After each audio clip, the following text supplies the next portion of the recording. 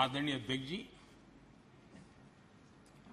भारतीय संस्कारों से ओतप्रोत मणिपुर, भाव भक्ति की समृद्ध विरासत वाला मणिपुर,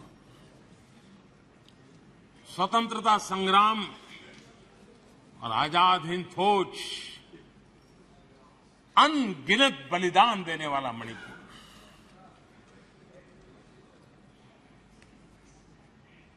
कांग्रेस के शासन में ऐसा महान हमारा भूभाग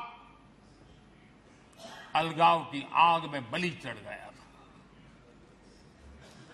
आखिर क्यों? आदरणीय अध्यक्ष जी, आप सबको भी मैं याद दिलाना चाहता हूं साथियों, यहां मेरे जो नॉर्थ ईस्ट के भाई हैं उनको हर चीज का पता है।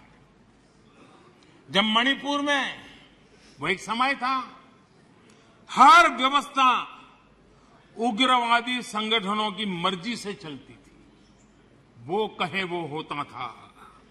और उस समय सरकार किसकी थी मणिपुर में?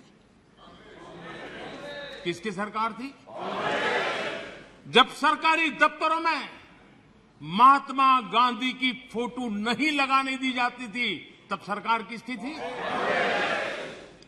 जब मोइरांग में आजाद हिंद फौज के संग्रहालय पर नेताजी सुभाष चंद्र बोस की प्रतिमा पर बम फेंका गया, तब मणिपुर में सरकार किसकी थी? तब मणिपुर में सरकार किसकी थी? आदरणीय अध्यक्ष जी,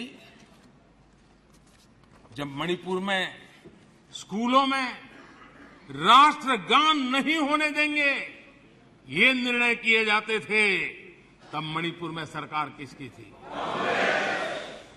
जब एक अभियान चला था, अभियान चला करके लाइब्रेरी में रखी गई किताबों को जलाने का, ये देश का अमूल्य ज्ञान की विरासत को जलाते समय सरकार किसकी थी? जब मणिपुर में मंदिर की घंटी शाम को 4 बजे बंद हो जाती थी, ताले लग जाते थे, पूजा अर्चन करना बड़ा मुश्किल हो जाता था, सेना का पहरा लगाना पड़ता था, तब मणिपुर में सरकार किसकी थी? आदरणीय अध्यक्ष जी, जब इम्फाल के इस्कॉन मंदिर पर बम फेंककर श्रद्धालुओं की जान ले ली गई थी, तब मणिपुर में सरकार किसकी थी? जब अफसर, हाल देखिए, आईएएस आईपीएस अफसर, उनको अगर वहां पर काम करना है तो उनके तनख्वाह का एक हिस्सा उनको इन उग्रवादी लोगों को देना पड़ता था, तब जाकर के वो रह पाते थे, तब सरकार किसकी थी? आदरणीय अध्यक्ष जी, इनकी पीड़ा सिलेक्टिव है, इनकी संवेदनाएं सिलेक्टिव है, इनका सब बातचीत राजनीति से शुरू होती है और राजनीति से आगे बढ़ती है। वे राजनीति के दायरे से बाहर से न मानवता के लिए सोच सकते हैं, न देश के लिए सोच सकते हैं, न ही देश की इन कठिनाइयों के लिए सोच सकते हैं। उनको सिर्फ राजनीति के सिवा कुछ सूझता नहीं है। आदरणीय अध्यक्ष जी, मणिपुर में जो सरकार है और पिछले 6 साल से इन समस्याओं का समाधान ढूंढने के लिए लगातार समर्पित भाव से कोशिश कर रही है। बंद और ब्लॉकेड का जमाना कोई भूल नहीं सकता है। मणिपुर में आए दिन बंद और ब्लॉकेड होता था, वो आज बीते दिन की बात हो चुकी है। शांति स्थापना के लिए, हर एक को साथ लेकर चलने के लिए एक विश्वास जगाने का प्रयास निरंतर हो रहा है, आगे भी होगा। और जितना ज्यादा हम राजनीति को दूर रखेंगे, उतनी शांति निकट आएगी। ये मैं देशवासियों को विश्वास दिलाना चाहता हूं। आदरणीय अध्यक्ष जी, हमारे लिए नॉर्थ ईस्ट आज भले हमें दूर लगता हो, लेकिन जिस प्रकार से साउथ ईस्ट एशिया का विकास हो रहा है, जिस प्रकार से आसियान देशों में का महत्व बढ़ रहा है, वो दिन दूर नहीं होगा। हमारे ईस्ट की इस प्रगति के साथ साथ नॉर्थ ईस्ट वैश्विक दृष्टि से सेंटर पॉइंट बनने वाला है। और मैं ये देख रहा हूं और इसलिए मैं पूरी ताकत से आज नॉर्थ ईस्ट की प्रगति के लिए लग रहा हूं, वोट के लिए नहीं कर रहा हूं जी। मुझे मालूम है कि करवट लेता हुआ विश्व की नई संरचना किस प्रकार से साउथ ईस्ट एशिया और आसियान कंट्री के अंदर प्रभाव पैदा करने वाली, और तब नॉर्थ ईस्ट का क्या महत्व बढ़ने वाला है, और नॉर्थ ईस्ट की जाहो जलाली गौरव गान फिर से कैसे शुरू होने वाला है, वो मैं देख सकता हूं, और इसलिए मैं लगा हूं। आदरणीय अध्यक्ष जी, और इसीलिए हमारी सरकार ने नॉर्थ ईस्ट के विकास को पहली प्राथमिकता दी है। पिछले 9 वर्षों में लाखों करोड़ रुपए नॉर्थ ईस्ट के इंफ्रास्ट्रक्चर पर हमने लगाए हैं। आज आधुनिक हाईवे, आधुनिक रेलवे, आधुनिक नए एयरपोर्ट, ये नॉर्थ ईस्ट की पहचान बन रहे हैं। आज पहली बार अगरतला रेल कनेक्टिविटी से जुड़ा है। पहली बार मणिपुर में गुड्स ट्रेन पहुंची है। पहली बार नॉर्थ ईस्ट में वंदे भारत जैसी आधुनिक ट्रेन चली है। पहली बार अरुणाचल प्रदेश में ग्रीनफील्ड एयरपोर्ट बना है। पहली बार अरुणाचल में सिक्किम जैसे राज्य एयर कनेक्टिविटी से जुड़ा है। पहली बार वाटरवेज के जरिए पूर्वोत्तर इंटरनेशनल ट्रेड का गेटवे बना है। पहली बार नॉर्थ ईस्ट में एम्स जैसा मेडिकल संस्थान खुला है। पहली बार मणिपुर में देश की पहली स्पोर्ट्स यूनिवर्सिटी खुल रही है। पहली बार मिजोरम में Indian institute of mass communication जैसे संस्था खुल रहे हैं। पहली बार केंद्रीय मंत्रिमंडल में नॉर्थ ईस्ट की इतनी भागीदारी बढ़ी है। पहली बार नागालैंड से एक महिला सांसद राज्यसभा में पहुंची है।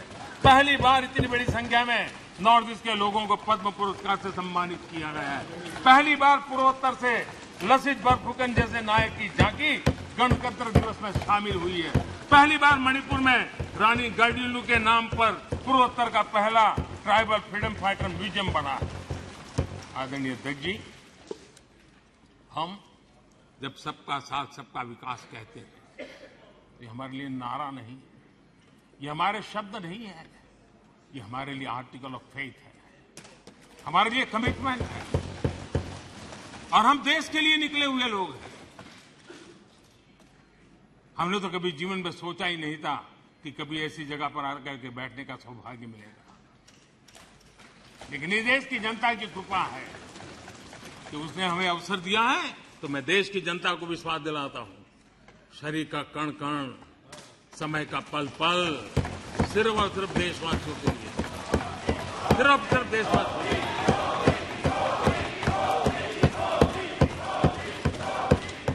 आदरणीय अध्यक्ष जी, मैं अपने विपक्ष के साथियों की एक बात के लिए आज तारीफ करना चाहता हूं,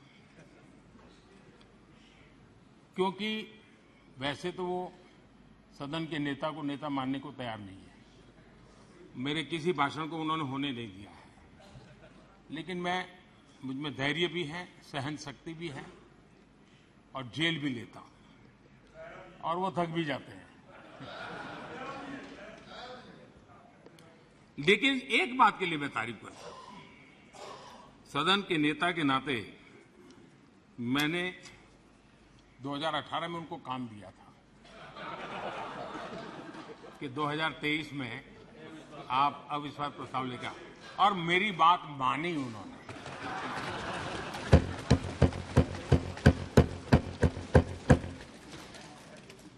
लेकिन मुझे दुख इस बात का है कि 18 के बाद 23 में 5 साल मिले, थोड़ा अच्छा करते, अच्छे ढंग से करते, लेकिन तैयारी बिल्कुल नहीं थी, कोई इनोवेशन नहीं था, कोई क्रिएटिविटी नहीं थी, न मुद्दे खोज पा रहे थे। पता नहीं, ये देश को इन्होंने बहुत निराश किया है राष्ट्र। चलिए कोई बात नहीं, 2028 में हम फिर से मौका देंगे। लेकिन मैं इस बार उनसे आग्रह करता हूं कि जब 28 में आप अविश्वास प्रस्ताव लेकर के आए हमारी सरकार के खिलाफ, थोड़ी तैयारी करके आइए, कुछ मुद्दे ढूंढ करके आइए। ऐसे क्या घिसी पिटी बातें लेकर के घूमते रहते हो? और देश की जनता को थोड़ा विश्वास इतना मेरे से कि चलो भाई आप विपक्ष के भी योग्य हो, इतना तो करो। आपने वो योग्यता भी खो दी है। मैं आशा करता हूं कि थोड़ा होमवर्क करेंगे। तू मैं और चिल्लाना, चिखना, नारेबाजी करना, उसके लिए तो 10 लोग मिल जाएंगे उनको, लेकिन थोड़ा दिमाग वाला भी काम कीजिए ना।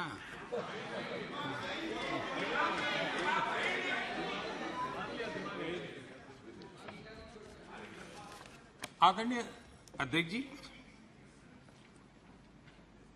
राजनीति अपनी जगह पे है। संसद ये दल के लिए प्लेटफॉर्म नहीं है। संसद ये देश के लिए सम्माननीय सर्वोच्च संस्थान है, और इसलिए सांसदों के लिए भी इसके प्रति गंभीरता होना बहुत जरूरी है। देश इतने संसाधन लगा रहा है, देश के गरीब के हक का यहां खर्च किया जाता है, यहां का पल पल का उपयोग देश के लिए होना चाहिए, लेकिन ये गंभीरता विपक्ष के पास नजर नहीं आ रही। इसलिए अध्यक्ष जी, ये राजनीति ऐसी तो नहीं हो सकती, चलो खाली है जरा संसद घुमाते हैं, इसलिए संसद है क्या? ये तरीका होता है क्या? आदरणीय अध्यक्ष जी, ये चलो संसद घुमाते भावना से राजनीति तो चल सकती है, देश नहीं चल सकता है। यहां देश चलाने के लिए हमें काम दिया है, और इसलिए उस जिम्मेवारी को अगर पूरा नहीं करते हैं तो हम जनता जनार्दन का, अपने मतदाताओं का विश्वासघात करते हैं, और इन्होंने विश्वासघात किया है। आदरणीय अध्यक्ष जी, मेरा इस देश की जनता पर अटूट विश्वास है, अपार विश्वास। और मैं अध्यक्ष जी विश्वास से कहता हूं कि हमारे देश के लोग एक प्रकार से अखंड विश्वासी लोग हैं। 1000 साल की गुलामी के कालखंड में भी उनके भीतर के विश्वास को कभी उन्होंने हिलने नहीं दिया था। ये अखंड विश्वासी समाज है, अखंड चैतन्य से भरा हुआ समाज है।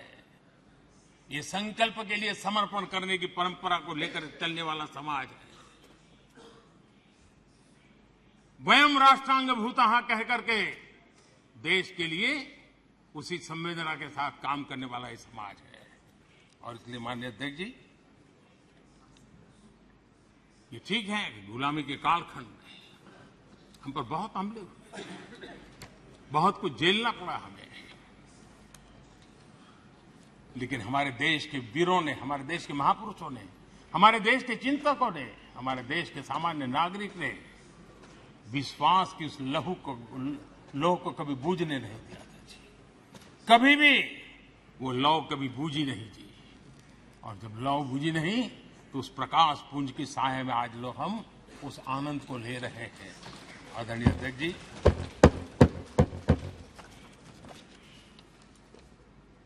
बीते 9 वर्षों में देश के सामान्य का, मानवीय का विश्वास नई बुलंदियों को छू रहा है, नए अरमानों से को छू रहा है। मेरे देश के नौजवान विश्व की बराबरी करने के सपने देखने लगे, और इससे बड़ा सौभाग्य क्या हो सकता है? हर भारतीय विश्वास से भरा हुआ है।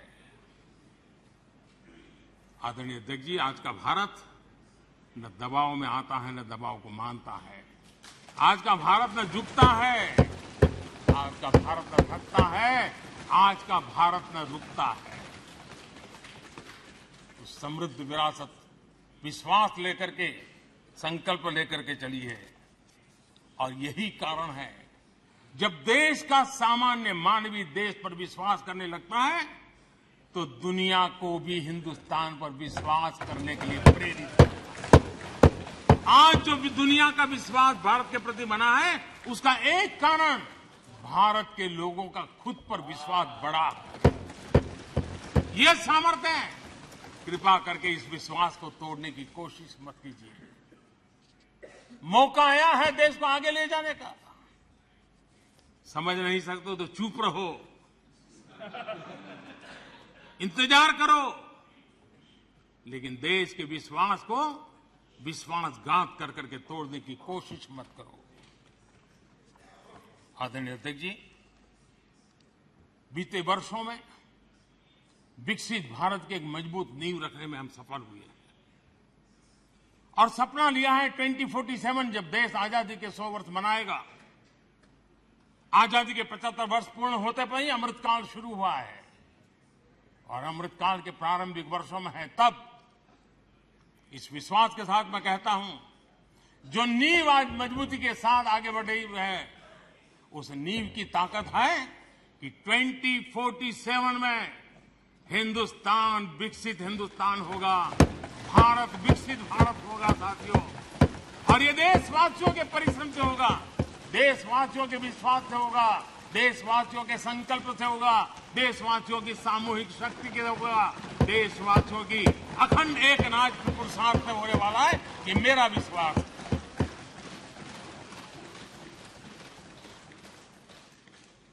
आदरणीय अध्यक्ष जी, हो सकता है यहां जो बोला जाता है